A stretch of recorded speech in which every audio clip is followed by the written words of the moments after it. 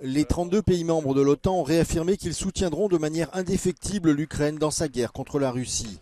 Au cours du sommet qui vient de s'achever à Washington, une nouvelle série de promesses ont été faites à Kiev alors que la Russie continue de bombarder des zones civiles comme cet hôpital pour enfants en début de semaine.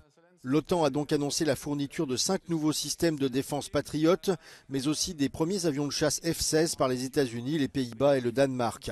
Mais feront-ils vraiment la différence ? I think the Patriot systems are pretty important in terms of they're able to intercept hypersonic missiles, sort of the things that are most damaging Ukrainian civilian and critical national infrastructure. But it's not just about the launchers, it's about the number of interceptors, it's about the ammunition as well, and that's going to have to be a continuous requirement for the Ukrainians. On the F-16s, again, they'll be very, very valuable to the Ukrainians, but they're not going to be a game changer. They're not going to enable in of themselves for Ukraine to take back much territory anytime soon.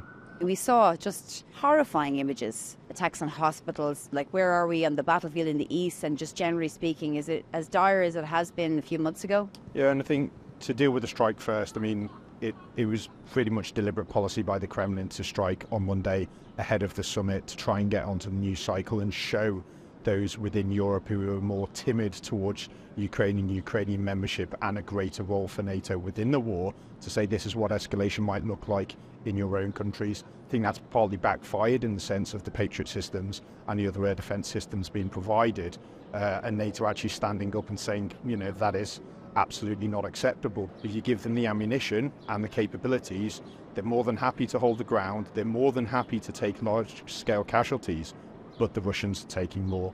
You know, in the last 6 weeks, it seems that an average of about 1,200 Russians have either been died or killed or wounded on the battlefield. Now, that's a battle group a day, but they're still on the offensive. So it just shows how difficult the position on the ground at the moment is. Well, one of the ambitions for this summit was to make permanent or institutionalise NATO's military support for Ukraine so that in the future the Ukrainian army can have a reliable source of weapons, of air defence systems, and for its soldiers to be properly trained. But another reason is that if Donald Trump does end up back in the White House, he'll find it harder to end or reverse Ukraine's NATO trajectory.